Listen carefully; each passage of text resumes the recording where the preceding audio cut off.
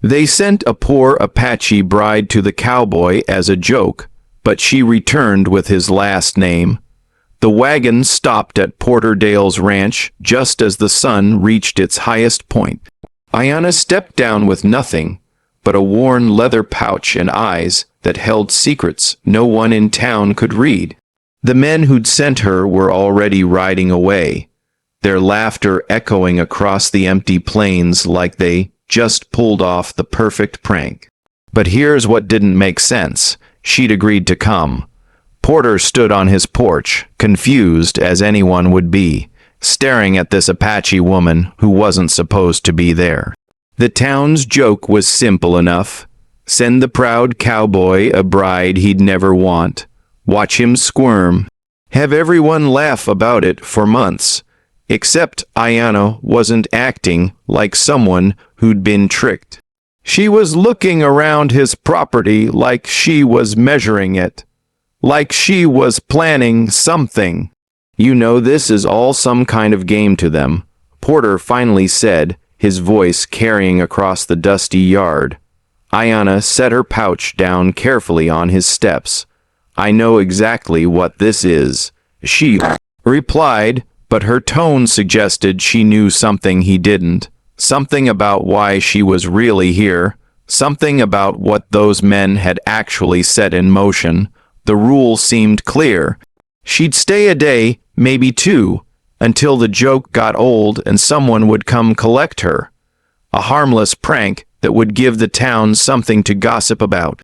But by evening, Porter realized the woman standing in his kitchen, calmly preparing food like she belonged there had just broken that rule completely. And the way she'd said his name when introducing herself to his cattle like she was already planning to keep it, made him wonder if the real joke was on everyone else.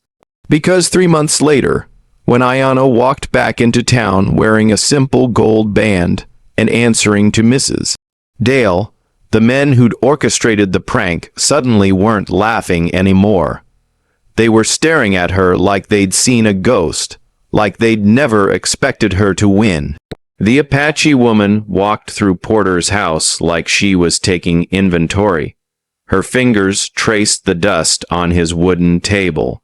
Her eyes measured the distance between his kitchen and the door, and her silence felt heavier than any conversation he'd ever had. Porterdale had been expecting her to cry, to demand he take her back to town, or at least to ask why 3 grown men thought sending her here would be funny. Instead, Ayana moved through his home with the focused attention of someone planning a long campaign. You hungry? He asked, more to break the silence than from hospitality. I can cook, she replied, opening his cabinets one by one. Not asking permission, not waiting for instruction, just methodically discovering what he had and what he lacked. The confusion twisted in his stomach. This wasn't how jokes were supposed to work. The woman was supposed to be the victim, and he was supposed to be the fool. But watching her organize his kitchen with quiet efficiency, Porter felt like they'd both been set up for something neither of them understood. She found his sparse collection of supplies and began preparing a meal with ingredients he'd forgotten he owned. The way she moved around his kitchen, Porter couldn't shake the feeling that she'd been planning this longer than the few hours since those men had brought her here. They think they're teaching me a lesson, he said, settling into a chair that suddenly felt like a guest seat in his own home. Ayana looked at him directly for the first time since she'd arrived. Her eyes held something he couldn't name. Not anger, not sadness, but a kind of patient determination that made him uncomfortable. What lesson is that? She asked. That I need to be more social, stop living out here alone, start considering marriage like a proper man should. The words felt foolish as soon as he said them. She nodded as if that made perfect sense. And what lesson do they think they're teaching me? Porter realized he'd never considered her side of this cruel joke. I don't know. They want to show me that I don't belong anywhere. Not with my people who struggle to feed everyone. Not in their town where I'm barely tolerated. And certainly not here where a cowboy would never choose someone like me. The food she was preparing smelled better than anything that had been cooked in this house in years. But Porter's appetite had disappeared completely. So why did you come? Ayana turned back to her cooking, but not before he caught something that might have been a smile. Because they're wrong about what I belong to, and I'm going to prove it. Porter felt the ground shift beneath him. Whatever game those men had started, the woman standing in his kitchen had just changed all the rules. And the calm certainty in her voice suggested she'd been planning her next move long before she'd ever stepped foot on his ranch. Morning came with the sound of someone chopping wood outside Porter's window. He'd gone to sleep, thinking the Apache woman would be gone by dawn, but the steady rhythm of an axe against timber suggested otherwise. Porter pulled on his boots and stepped outside to find Ayana had already split enough firewood to last him a month. She worked with the smooth efficiency of someone who'd been doing hard labor her entire life, and the neat stack of split logs proved she wasn't just keeping busy. She was improving his property.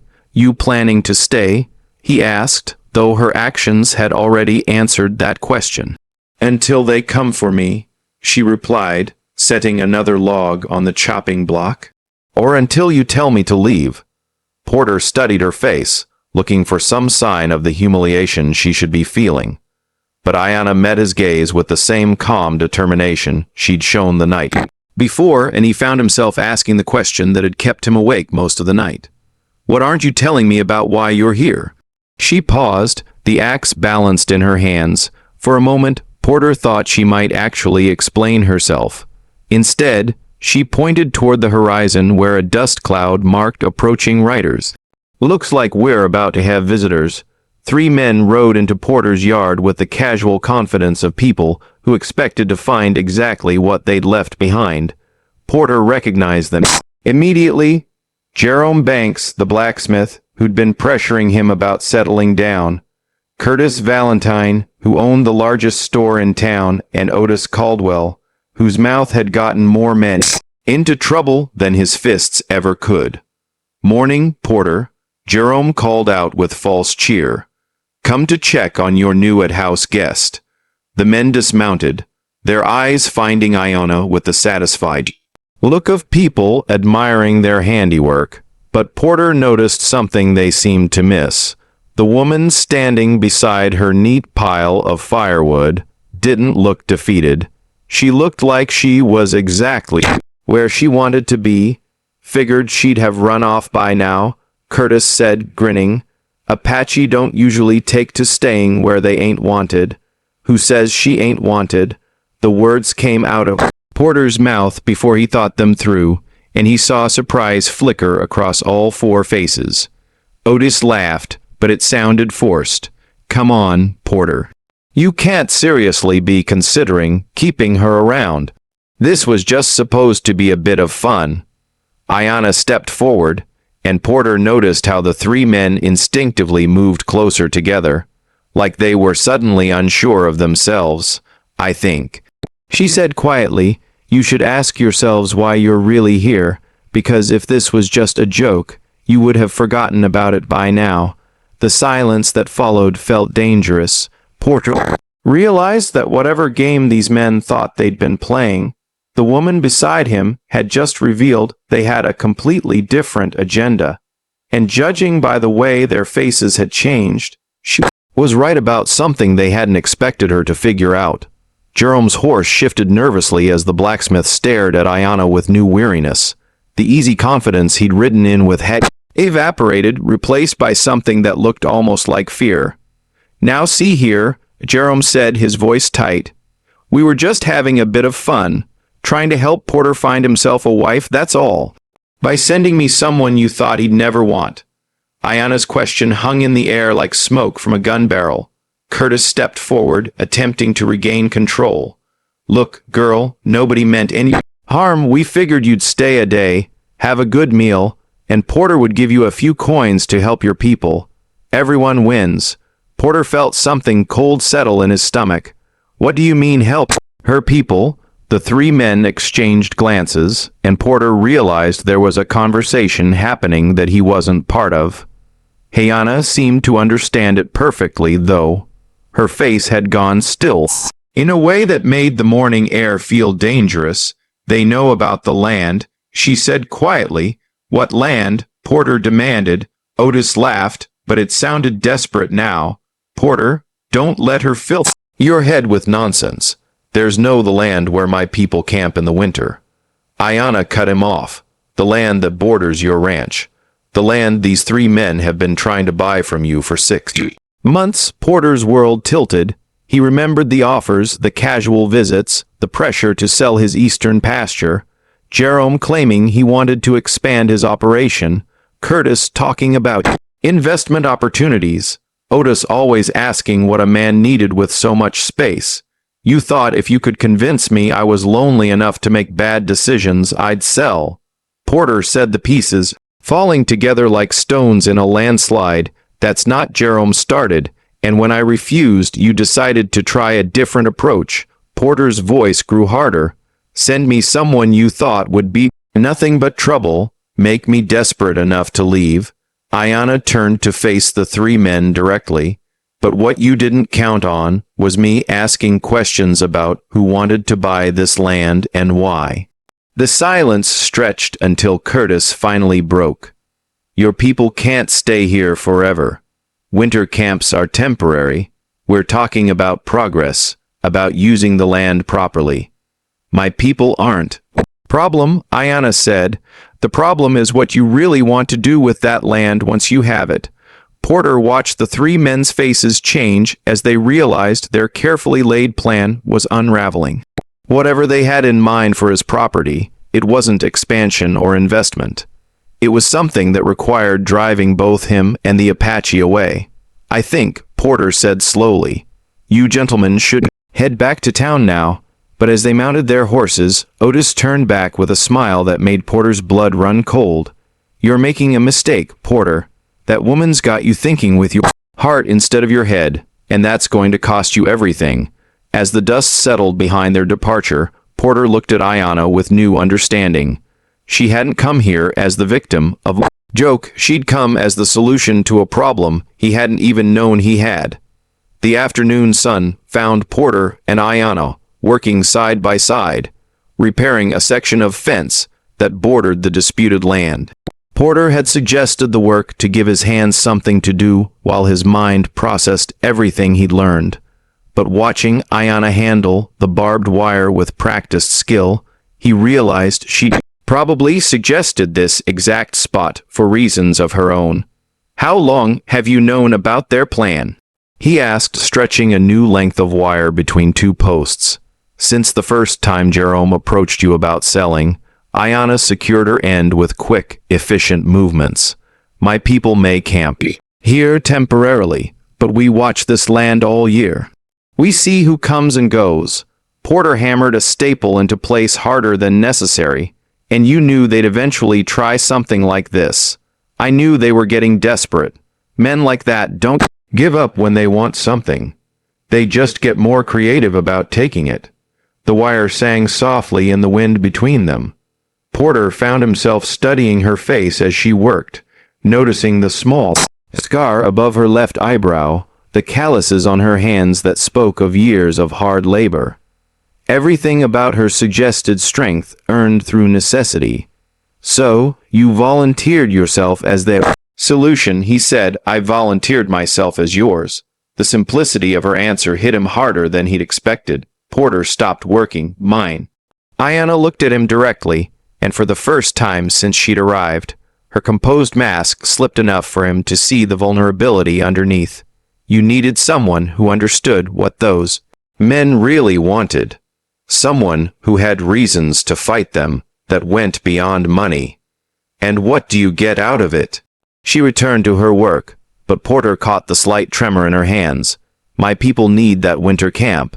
It's been our refuge for generations. If those men get your land, they'll make sure we can't access ours. Porter began to understand the true scope of what she'd risked by coming here. If this doesn't work, if they find another way to pressure me into selling, then my people lose their winter shelter and I'll have failed them completely. Her voice remained steady, but Porter heard the weight she was carrying, and I'll have sacrificed my reputation for nothing. The magnitude of her gamble settled between them like a physical presence. She'd traded her standing in both communities, Apache and white, for one chance to save something that mattered more than her own comfort. There's something else, Porter said quietly, something you haven't told me yet. Ayana, hand stilled on the wire. What makes you think that? Because a woman doesn't risk everything on a plan this dangerous, unless she's absolutely certain it will work. And the only way you could be certain is if you know something about those men that I don't. The silence stretched until Porter began to think she wouldn't answer. Then Ayana looked toward the horizon where the town lay hidden behind rolling hills. They're not just trying to buy land, Porter. They're trying to hide something they've already done. Her voice dropped to barely above a whisper. Something that could destroy them if the territorial authorities found out. Porter felt his world shift again. What kind of something? But before Ayana could answer, the sound of multiple horses approaching fast made them both look up. A group of riders was coming hard toward them. Too many to be the same 3 men from the morning, and moving with the urgency of people who'd run out of patience for subtle approaches. 7 riders approached with the dust of hard travel on their clothes and the grim determination of men who'd ridden too far to turn back empty-handed. Porter recognized the lead rider before the group was close enough to make out faces. Marshal Stevens from the territorial capital, a man who only made personal visits when someone had committed crimes serious enough to warrant federal attention. That's trouble, Porter muttered, but when he looked at Ayana, she didn't seem surprised. The kind of trouble those 3 men have been trying to avoid, she said quietly. The marshal dismounted with the careful movements of a man who'd been in the saddle for days. His deputies spread out in the practice formation of lawmen expecting resistance. And Porter noticed how their eyes swept the property with professional attention. Afternoon, Porter, Marshal Stevens said, tipping his hat. I'm looking for information about cattle rustling operations in this area. Someone's been moving stolen herds through here, changing brands and selling them 3 counties over. Porter felt pieces of a larger puzzle falling into place. Cattle rustling, nearly 200 head over the past 6 months. Sophisticated operation. They knew exactly which ranchers would be slow to notice missing cattle, which routes to use, where to alter the brands. The marshal's eyes found Ayana. Your Apache neighbors been reporting strange movements across their winter grounds. Said cattle were being driven through in the middle of the night. Ayana stepped forward. My people don't interfere with white man's business, but we watch. We see everything that passes through our land. And what have you seen, Miss? Porter watched Ayana weigh her words carefully. This was the moment that would determine whether her dangerous gamble paid off or destroyed everything she'd risked. I've seen Banks, Curtis Valentine, and Otis Caldwell moving cattle that didn't belong to them. She said clearly, using the old trail that runs between Porter's land and our winter camp. Always at night, always in small groups. Marshal Stevens nodded as if this confirmed something he already suspected. We've been tracking them for weeks, but they've been careful about covering their trail. Problem is, we need witnesses willing to testify. You've got one, Porter said, surprising himself with conviction in his voice. The marshal looked between Porter and Ayana with the sharp assessment of a man who'd learned to read situations quickly. You too sure about this? These men won't take kindly to being exposed. They've got friends in town, business connections. This kind of testimony could make life difficult for both of you. Porter felt Ayana's hand brush against his arm. A brief contact that somehow conveyed both gratitude and determination. In that moment, He understood that her plan had never been about tricking him into marriage or even saving her people's winter camp. It had been about finding someone with the courage to stand against men who thought they were above the law. "We're sure," he said, but as Marshal Stevens prepared to continue his questions, the sound of approaching horses announced that Jerome, Curtis, and Otis had returned. This time, though, they weren't coming as pranksters or land speculators. They were coming as desperate men who'd realized their carefully constructed lives were about to collapse around them, and desperate men Porter knew were capable of anything. Jerome, Curtis, and Otis rode into the yard with the swagger of men who thought they still controlled the situation. But Porter saw the moment they spotted the marshal's badge and realized their world had just collapsed. Jerome's hand moved instinctively toward his gun. Before better judgment stopped him, "Afternoon, gentlemen," Marshal Stevens said with the calm courtesy that lawmen used when they wanted suspects to reveal themselves through panic. Marshal Jerome replied, his voice tight. "Didn't expect to see federal law out this way. Just following up on some reports. Cattle theft. You boys wouldn't know anything about that, would you?" The silence stretched like a taut rope ready to snap. Porter felt Ayana move closer to his side, not seeking protection, but positioning herself as his partner in whatever was about to unfold. The simple gesture sent warmth through his chest that had nothing to do with the afternoon sun. Curtis forced a laugh. "Cattle theft out here, Marshal. If someone's been telling tales, someone's been watching." Ayana interrupted. "Every night for 6 months, watching cattle move through trails they shouldn't be on, heading toward places they shouldn't go." Otis's face went pale. "You can't trust the word of some Apache Scover respected businessmen." The insult hit the air like a slap, and Porter felt rage surge through him with surprising violence. But before he could respond, Marshal Stevens stepped forward with the cold authority of federal law. "That Apache has provided more reliable intelligence than most of my paid informants," the marshal said quietly, "and right now, her testimony, combined with the evidence we've already gathered, is enough to arrest all 3 of you." Jerome's hand dropped to his gun again, this time with clear intent. "I don't think so, Marshal. Don't be a fool." "Jerome," Porter said, "you're outnumbered and outgunned. Surrender now, and maybe you can work out some kind of deal." But desperation had taken hold of the 3 men like fever, and Porter could see in their faces that they'd rather risk everything in a fight than face the certainty of prison. The air grew thick with the promise of violence, and Porter found himself calculating distances, cover, and the safety of the woman beside him. "You've ruined everything," Curtis snarled at Ayana. "We offered you a simple arrangement. Play your part, cause some trouble, and we'd have found a way to take care of your people's needs, but you had to be clever." "I had to be honest," Ayana replied. "Something you've forgotten how to do." The moment hung balanced on the edge of disaster until Marshal Stevens made a subtle gesture to his deputies. Jerome Banks, Curtis Valentine, Otis Caldwell, "You're under arrest for cattle rustling, conspiracy, and fraud. You can come quietly, or we can do this the hard way." Porter watched the 3 men exchange glances, and he knew with sickening certainty that they'd chosen the hard way. Their hands moved toward their weapons with the desperate speed of men who had nothing left to lose. But as gunfire erupted across his peaceful ranch, Porter's only thought was getting Ayana to safety, because somewhere between her arrival as an unwanted joke and this moment of deadly truth, she'd become the most important thing in his world, and he'd be damned if he'd let her sacrifice be wasted on his failure to protect her.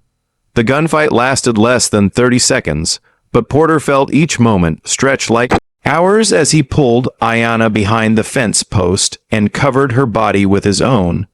The marshal's deputies had positioned themselves with professional precision, and their return fire was swift and decisive. When the smoke cleared, Jerome lay motionless in the dirt. Curtis was clutching a wounded shoulder and cursing steadily, and Otis had dropped his weapon in surrender, his face gone gray With the realization that his desperate gamble had cost him everything. "It's over," Porter whispered against Ayana's hair, breathing in the scent of sage and determination that had become as familiar as his own heartbeat. She turned in his arms, and for the first time since she'd arrived, her composure cracked completely. The woman who'd faced down armed criminals without flinching was trembling against his chest, and Porter realized she'd been carrying the weight of this confrontation alone for months. "I thought they might kill you," she said, her voice barely audible. "They tried to kill us both." Porter pulled back enough to see her face, to convince himself she was truly unharmed. "But you knew this would happen, didn't you? You knew it would come to this." Ayana nodded, tears cutting clean tracks through the dust on her cheeks. "I knew they were too desperate to surrender quietly. I knew there would be violence, but I also knew you were the only man with the courage to see it through." Marshal Stevens approached them as his deputies secured the surviving prisoners. "That was brave testimony, miss, both of you. We'll need you to come to the territorial capital next week to make your statements official. But I think we can guarantee these men won't be bothering anyone for a very long time." Porter helped Ayana to her feet, his hand lingering at her waist. The simple contact sent electricity through him, and when she leaned into his touch instead of pulling away, he felt something fundamental shift between them. "What happens now?" she asked, but Porter wasn't sure if she was talking to the marshal or to him. "Now we rebuild," Porter said, making the decision as he spoke the words. "We make this ranch into something worth defending together." The word hung between them like a promise, and Porter saw the exact moment when Ayana understood that he wasn't just talking about business partnerships or mutual protection. He was talking about the kind of together that involved sharing everything: work, meals, dreams, and the quiet moments between sunset and dawn. "You sure about that?" she asked, but her eyes held hope instead of doubt. Porter looked at the woman who'd risked everything to save both their futures, who'd stood beside him when bullets flew, who'd turned a cruel joke into the best thing that had ever happened to him. "I've never been more sure of anything in my life," he said. "The question is whether you'd want to stay. Not as part of some plan or strategy, but because you want to build something real here with me." Ayana smiled then, the first completely unguarded expression he'd seen from her, and Porter knew his answer before she spoke. 3 months later, Ayana walked down the main street of town wearing a simple blue dress and a gold wedding band that caught the afternoon sunlight. The conversation stopped as people recognized her, and Porter felt a fierce pride watching his wife hold her head high as whispers followed in their wake. "Mrs. Porter Dale," the shopkeeper stammered when they approached his store. Congratulations on your recent marriage." "Thank you," Ayana replied with quiet dignity. "We're here to purchase supplies for the ranch." Porter watched the man's face cycle through surprise, confusion, and finally acceptance as he processed the reality standing before him. The Apache woman who'd been sent as a cruel joke had not only stayed, but had claimed the cowboy's name and his heart in the process. Their wedding had been simple, just the two of them, a traveling preacher and the vast sky of the frontier as witness. But as Porter had slipped the ring onto her finger and spoken his vows, he'd felt like he was finally becoming the man he was meant to be. And when Ayana had promised to stand beside him through whatever challenges came their way, her voice steady and sure, Porter knew that their partnership would be stronger than anything those men had tried to destroy. "Is it true what they're saying about Jerome and the others?" the shopkeeper asked as he gathered their order. "They're in federal prison," Porter replied, 20 years for cattle rustling, conspiracy, and attempted murder. The territorial authorities made sure the sentence fit the crime. As they loaded their purchases into the wagon, Porter noticed how the townspeople watched them with a mixture of curiosity and respect. The story of their confrontation with the cattle thieves had spread quickly, and with it came a new understanding of both Porter's courage and Ayana's intelligence.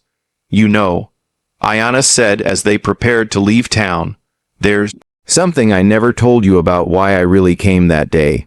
Porter looked at her with the patient attention he'd learned to give her thoughts. What's that? My grandmother once told me that spirits would show me my path by placing obstacles in my way that only the right person could help me overcome. She smiled, the expression transforming her entire face. But I think she was wrong about one thing. What was that? She said I'd know the right person by how he handled the obstacles. But I think the real test was whether I was brave enough to become an obstacle in his path. Trust him to choose me anyway. Porter reached over and took her hand, marveling, as he always did, at the calluses that spoke of her strength, and the delicate bones that reminded him of her courage. Those men thought they were sending me someone I'd never want. They had no idea they were sending me exactly who I needed. As their wagon rolled away from town, Porter looked back once to see people still standing in the street watching them go. The joke that was supposed to humiliate them both had instead become the foundation of something unshakable. Ayana had returned with his last name, just as the story promised. But more than that, she'd returned with his future, his partnership, and his heart. And Porter Dale had never been happier to be wrong about what he thought he wanted. If you enjoyed this story, click the video on your screen now to watch another unforgettable tale from the frontier, where courage and love collide in ways you never expected. Don't forget to subscribe and consider a super chat to help us keep bringing you more stories like these. Your support means everything to us.